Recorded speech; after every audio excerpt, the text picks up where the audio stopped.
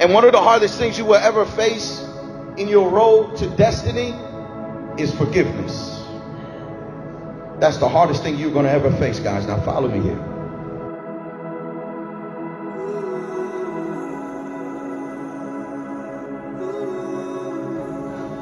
Why do marriages end in divorce? Why do family members stop speaking to each other and completely cut each other off? How can two childhood friends grow up together and can't stand being in the same room with each other and have a passion or a hatred towards each other? How come people leave churches and be upset and become church hurt? It's all because of offenses, guys. All because of offenses. Offenses has a toxicity to it, a pollution, if you will, that if it's not properly dealt with or expelled from the heart, it will seep down into your soul, poison your personality, and entrap your mind, your will, and your emotions. Offenses, if they're not properly dealt with, they will rob you of your peace. They will rob you of your joy. They will rob you of your faith. This is why the disciples said, increase our faith.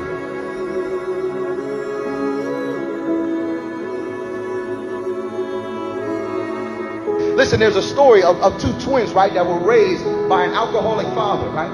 One of them became an alcoholic. And they told him, they said, you know, why are you an alcoholic? You're just like your daddy. Why are you an alcoholic? He said, it's because I was raised as an alcoholic. The other twin never touched the drink in his life. And they say, that's kind of ironic. Why haven't you even touched a drink? He said, because I was raised by an alcoholic father. And I don't want to be like him.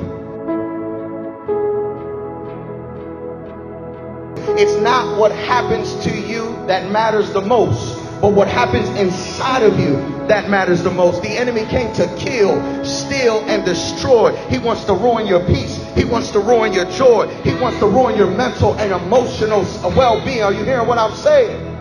Why are we suffering from so much depression, so much anxiety attacks? He's after your peace. You have to let it go. You have to let it go. And as long as you are tied to your past, you cannot reach forth to the future of your destiny. Peter asked Jesus, how many times do I forgive him if he comes to me and offends me in one day 7 times? Peter is a hypochondriac trying to find excuses for his dysfunction. Peter is trying to find an excuse why he cursed and why he cuts people's ears off. He's trying to find an excuse by blaming it on somebody else. Jesus told him, even if he comes to you 7 times and offend you, 70 times 7, you forgive him. And the disciples screamed out and they said, God, you got to increase our faith. I'm not saying what you've been through has been easy. I know. It takes supernatural power to let certain things go in your life, to let go of all the abuse and all of the confusion. Believe me, I know God knows it more than anybody. And I'm not saying what you've been through means nothing. He knows where you are. He knows about your condition. He knows who walked out of your life and who left you. He knows who rejected you, who abused you, who betrayed you, who talked about you. He knows everything. But there comes a point in your walk where you have to ask God to give you faith. Faith to let it go. Faith so I can move forward. Faith so I can succeed. Faith so I can reach my destiny. Faith so I can forgive those who hurt me. Faith to forgive my parents who betrayed me, who speak negativity over my life. Faith, God, increase my faith so I can continue to move forward.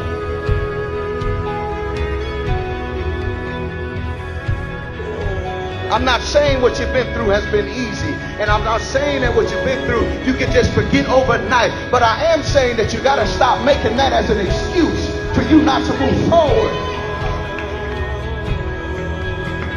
There comes a time where you have to let it go. The trap, they're living their life, right?